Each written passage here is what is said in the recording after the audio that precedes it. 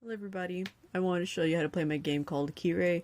It is a little complicated, there's a lot of assets that kind of went to this. I got a little excited, not gonna lie. But hopefully this video shines some light on it and makes the game a little bit more easier to understand. So I'm supposed to start with some backstory, so some concept art is that you are a dark angel by the name of Keire. You live in a land called Beyond the Grave, and you love to take care of the creatures of the forest. However, you have a special companion, and he is a wolf. And this is where the villain kind of comes into play. We have a villain, his name is Reuben. He is a well-known villain within the land. He's very obsessed with dying. One, because he's a ghoul, and he is blessed with immortality. So he's been trying to get to the heavens for all his undead life. So he wants to do a little experiment and, well, do all dogs actually go to heaven, is his hypothesis. Is that a hypothesis? I think it's a theory. I don't know. Anyway. Moral of the story is, he has stolen Kiri's dog, and now it is Kiri's job to get him back. Keire brings along a lot of forest creatures with her. One will be the fox, which is going to be your attack monster. They evolve into different creatures the more powerful they get. We have a deer. Some of these are kind of experimental. We've got a frog, who's going to be your defense character. We'll get more into these characters the more we go into the story. As Keire is going through the forest to retrieve her wolf, she does have to battle off zombies that are going to level up your monsters. My voice. And also there's going to be a currency system, and there's also going to be not like a trading system, kind of, currency for items within the game too. And this is going to be the character that it will basically be distributing these items to you. So now that we got the backstory out of the way, let's show you how to play the game. What you'll need are the playing cards. There's one for each level. As you see, they're going to have the HP and the attack points on them. I'll explain how these work later. The deer is the only one who has a special ability. We have the player rules, which I will have thoroughly on the Google Docs that I'll do later. You're going to need the legend, the player board, obviously, a marble or some sort of a player piece to know where you're at, maybe pencil and paper to figure out your stats, any math you need to do, and keeping track of your items. And a calculator works a lot with this game too. I guess the last thing you're going to need is just some dice. You're going to need a D4, D6, and D20. And that's about it, I believe. So this game is going to take a really long time to finish, so I am mostly going to show you how this game works. I'm not going to play a full game. I'm just going to go through each thing that is a part of the game, all the assets, the rules, the legend, the characters, and what the dice are for. So let's start with the legend. Let's go to the shop. You can find shops in various places around the board. Essentially, if your marble hits one of these, you could intentionally go to one according to, the boxes that are across the board. You can buy a lot of things to help you out throughout the map. You're gonna find them here. You go buy armor, health, and a time machine. You get these with the currency that you get. And yeah, like the time machine revives your monsters. Health can increase your HP by 5 if you are in the midst of battle. There is a cat. Anyway, so the armor, I like to think about like Minecraft. It adds a certain amount of hearts permanently, and that's what armor is going to do too. Next, we got the currency box. Where did my marble go? Oh, he moved it. Let's say that you want your marble to go on the currency box. You are going to roll a D4 dice. There you go. Let's say you roll a 1. Let's see where your currency is going to be. I think it's going to be in the back. No, actually, it's over here. Currency. You rolled a 1, so you get 10 ZG. Then you'd probably write that down on your handy-dandy piece of paper. Like, one time I was kind of playtesting. I put 30 ZG just to keep track of my currency. you're going to subtract your currency or add your currency the more, you play the game. If you need a new piece of paper, if it gets kind of messy, go for it. But yeah, essentially that's what the currency box is for. Any number you roll determines the amount of currency you get. You've got a mystery box. These can be found also in various places. Like, let's say you find yourself over here. You're going to roll the d4 dice again. You got a 4. Let us see where the mystery box is. I think it's right here. Yeah, I think this is it. So if you roll a 1, you have to fight an enemy. If you roll a 2, you get a free piece of armor. If you roll a 3, you get some health. And if you roll a 4, you get a time machine to revive your monsters. So we rolled a 4, so we would get a time machine. So if any of your monsters die during battle, you can revive them. Also, remember to write that down on your handy-dandy piece of paper. We've got 3 boxes for different kinds of zombies. We've got your level 1 zombies that are going to be over here. They have different stats from the other ones, like, let's see here. Standard zombie. They're going to have 10 HP, and their attack points are going to go from 5 to 20. The way you know of how much attack they inflict on your creatures is by rolling a d20 dice, and they got a 10.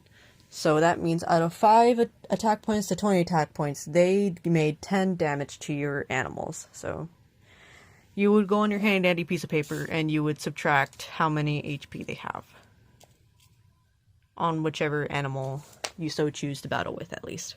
You got a boss zombie. We only have 1. He's going to be over here because we have kind of a minimal board. So let's say your marble lands over here.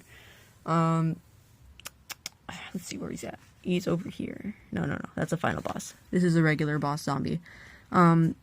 He's gonna have 1,000 HP, and his attack points go from 5 to 20 AP times 5. So what I mean by that is that when he attacks your creature, if you do decide to go into battle, so you're gonna roll a d20 dice, and he's gonna inflict 18 damage. So you're gonna multiply 18 times, what is it again? 5.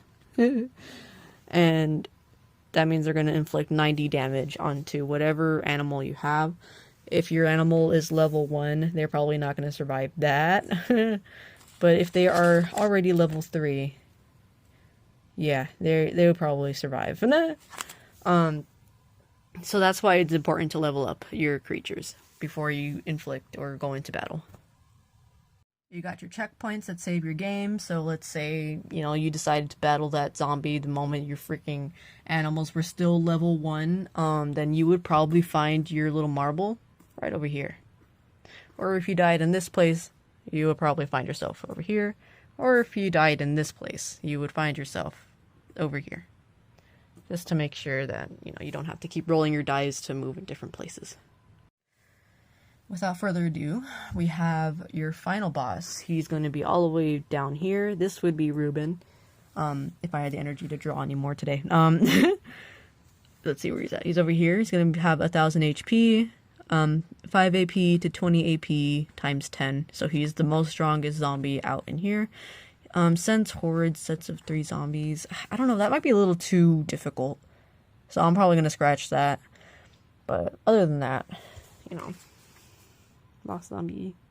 How you move around in the game to begin with is you just roll a d6 dice. And you roll a 3, so you just get to move 3 places. Let's say you start here, 1, 2, 3. Then you get a currency box. And then you roll again. Or if you have a friend, then they're gonna roll 2. This can be played either by yourself or with more people if you want.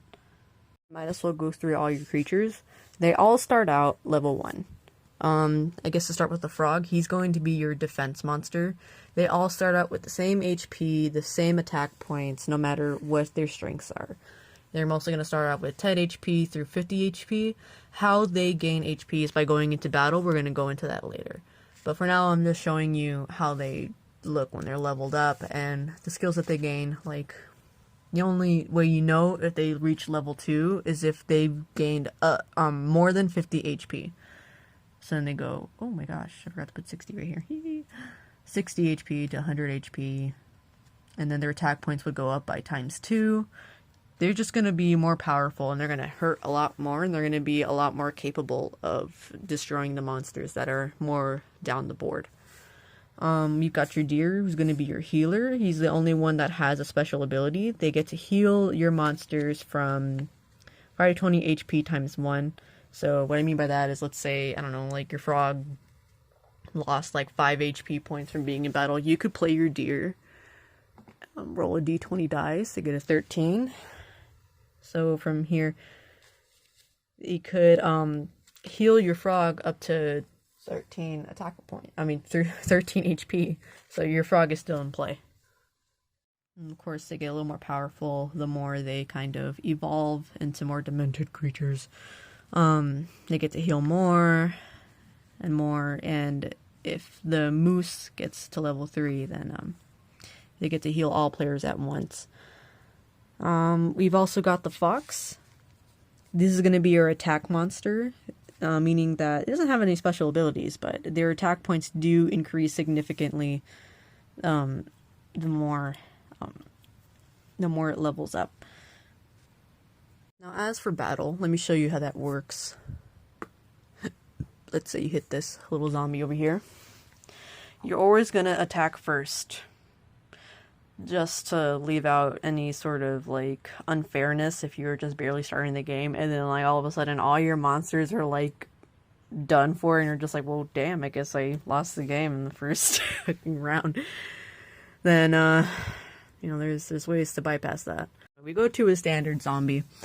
Standard zombie is going to be 10 HP, 5 AP to 20 AP. So I think I want to attack with my frog first. So we're going to roll a d20 dice, see how much damage he's going to put to this zombie. And it's an 8. So the zombie's attack is going to go down by 8. So it means I only have 2 HP left. They're going to attack now. So you're going to roll a d20 dice again. Then only inflict 5 attack onto my frog. So I'm going to have my frog attack again. And I do a 6. Meaning that zombie's done. And you get to move past. And then every time you finish a battle and win, you get to roll a d4 dice. This is how your frog... not your frog, but this is kind of like a rewards kind of thing. Every time you defeat an enemy, you get to roll a d4 dice, and if you roll a 2, you get to go on to...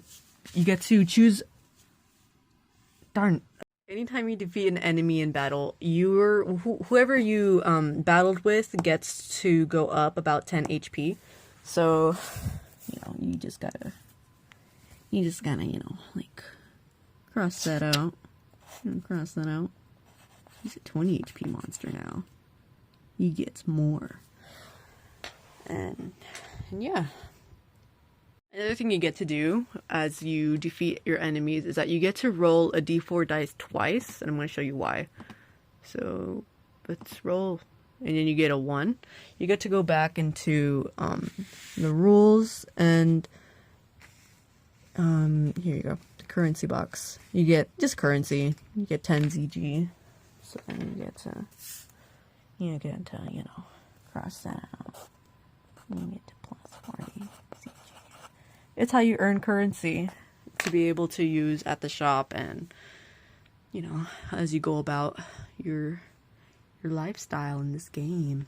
Other things you could do while play is, let's say you're just attacking with your frog, and maybe it's going to die. You could definitely bring out your deer, and then you could use its special ability to try to heal your monster. So let's just do the 20 die and see what happens. It will only revive about 4. So unfortunately your frog is gonna die, man. So tried its best. So yeah, that's about the gist of the game Keire. I'm willing to hear any critiques. I know there's a lot to this game. I know I'm only one person, so I'm pretty sure if anybody sees this video and sees anything wrong or things I should add, I am so willing to hear. Thank you so much for watching. I hope you liked it. Thank you.